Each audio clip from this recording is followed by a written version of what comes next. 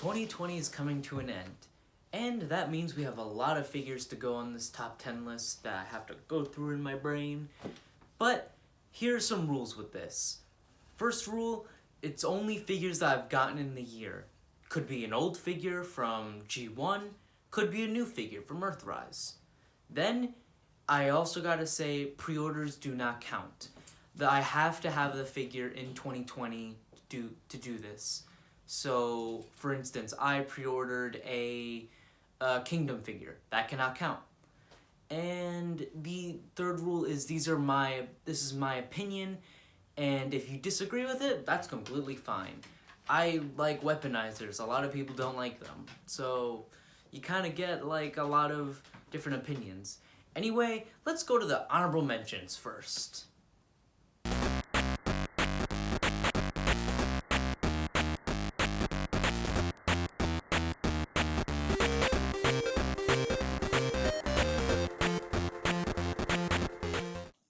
So these honorable mentions are on here for very minor reasons. Spy Patrol, while I do like the whole set in general, I really wish it included a buzzsaw or something like that. I feel that it wouldn't have even been on this list. I kind of put it on there for petty reasons, but it's kind of disappointing we don't get a buzzsaw. Overbite, I do think the figure is a little flawed, but I do enjoy the figure. He just isn't super fun to play with, and the fact that I can't get the rest of the Seacons really makes me sad about that, and honestly rubs salt in the wound. Wheeljack. This is a great figure, but his big issue is the weird white paint. I mean, if you look at all the other Transformers figures that came out this year that are white, all their white looks good, and then Wheeljack just has this very gross white that doesn't look good. And then lastly, Hot House. I do love the Airwave mold, but they really just didn't paint this figure enough or do much changes from it to Airwave. Like, as you can see with this Digibash, it looks so much better if they did something like that, and I feel like they could have done it, but Hasbro kind of took the lazy way out. So let's move on to number 10.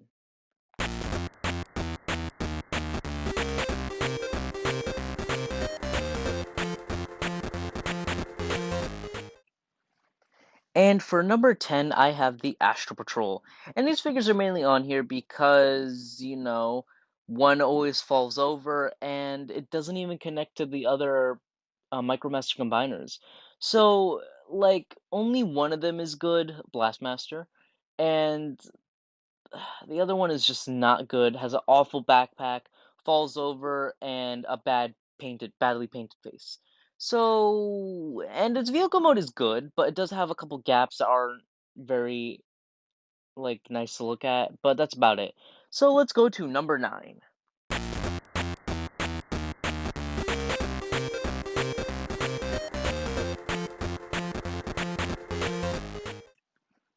And for number 9, I am putting Double Crosser, the worst of the modulator shield pieces of road. Now, this figure isn't that bad, but I don't really like his transformation. I feel like the other ones at least do something cool. Well, yes, some people could argue that his transformation is cool. I personally don't like it. I think they could have done more, and the double head thing doesn't really add much to it. I would like, however, to them to repaint this green and make a rack and ruin. So that would be cool. But that's about it for my reasons. He's just a weaker figure, and I don't really like him too much. So let's move on to number 8.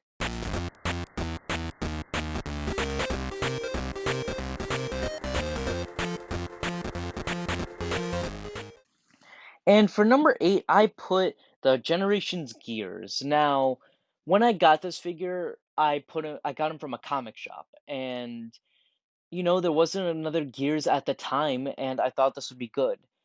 And getting the figure, it's fine, I guess. I basically paid deluxe class price, so that annoyed me first off. And then I found out that there's a good looking third party Gears, picture of him on screen right now, that looks really good. And the fact that there could be a chance of another Gears coming out in the near future with the whole Kingdom artwork thing, but that might have been canceled, who knows? You know, it just makes his gears feel not worth it to me. And the figure isn't that good. I feel like this works much better as a swerve, but that's about it. So let's go on to number 7.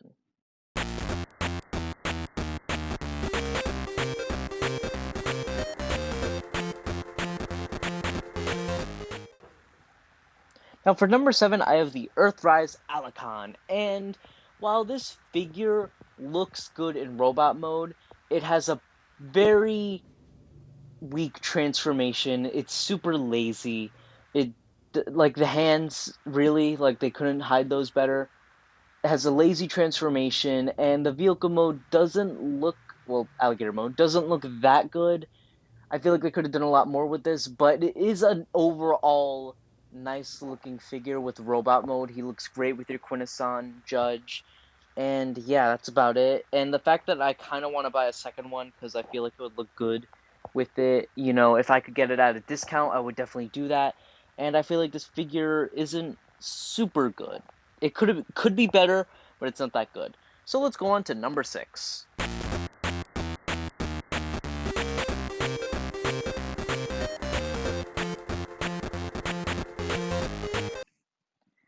And for number 6, I have Earthrise Double Dealer.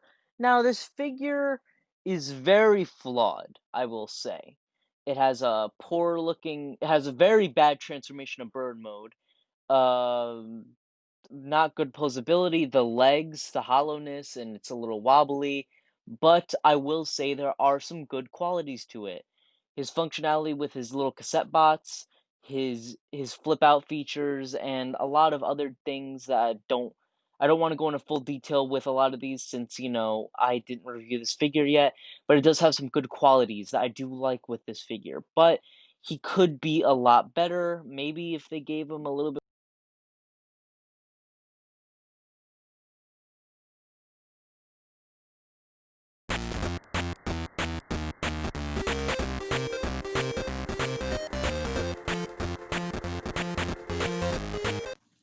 And for number 5, I have the Earthrise Runamak. And this figure is good transformation wise, but I mainly have him up here for one, those purple eyes that look very weird and I don't like, and the fact that like purple eyes are supposed to mean a lot of things for Transformers, Dark Energon, Poisoned, or something like that. But he just has purple eyes when like he normally has red eyes. I'm not a G1 purist, but they could have not done that. And the fact that this figure's paint is so bad, not like Wheeljack in a sense of it's not white, but white is very good, in fact. But this figure chips like hell, and it really makes this figure like not that fun to play with at all. And it like some pieces of the transformation don't plug in well. So yeah, that's about it for this guy. Let's move on to number 4.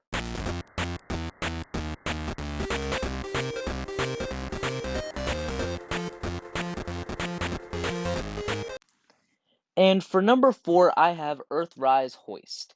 Now, this figure isn't bad, and honestly, I actually do like his repaint Trailbreaker, but I think this figure just has some bad qualities that I don't think are good.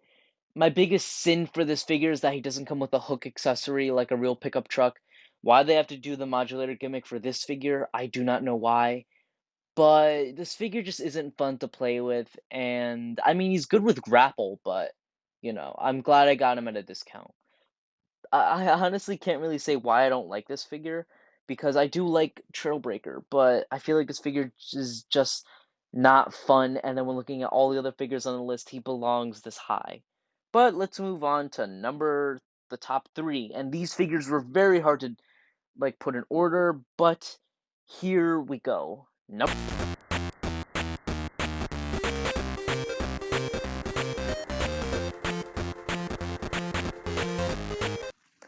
And for number 3, I have the Transformers Prime Megatron, or RID Megatron. This figure has a good presence to look like the animation model. I've honestly been hunting for this figure for a very long time. He was originally going to be in my stop motion series, but however, this figure is absolute garbage. For one, the figure I got is very loose and wobbly, and it has an awful transformation. and I paid a hefty amount of money for this figure, and I am severely disappointed with this. And like, I want to sell it, but it's just that it's like it was such a difficult journey to get it. It's like almost feels like a waste to sell it. I don't even know if I could even get decent money for it. But this figure was just a big disappointment for me, and it made me really upset that this figure was so underwhelming. And like, there are so many other better Megatrons, and the fact that they re-released this for the Hasbro Pulse thing makes this like more angry to me. Like, I could have gotten it like that and not have to pay a huge amount. This figure's just a bag of worms that I will eventually review. So let's move on to number 2.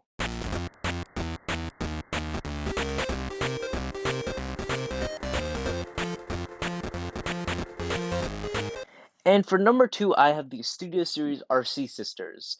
Now, these figures are very flawed. Well, yes, I understand what they're trying to do. They're trying to make them all the Studio Series figures size accurate. But because of the size accuracy, the smallness of these figures give them a very bad flaw. These figures have basically the transformation and detail of Micromaster Transformers. And, they shouldn't really have that.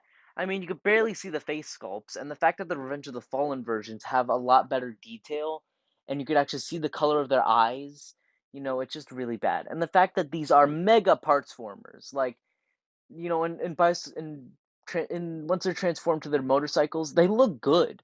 But then you see this pile of trash right next to them, and the fact that some of them don't even plug in right in robot mode, it just makes these figures very bad. And looking back at it, number 1 is bad for a very similar reason, but let's go to it right now.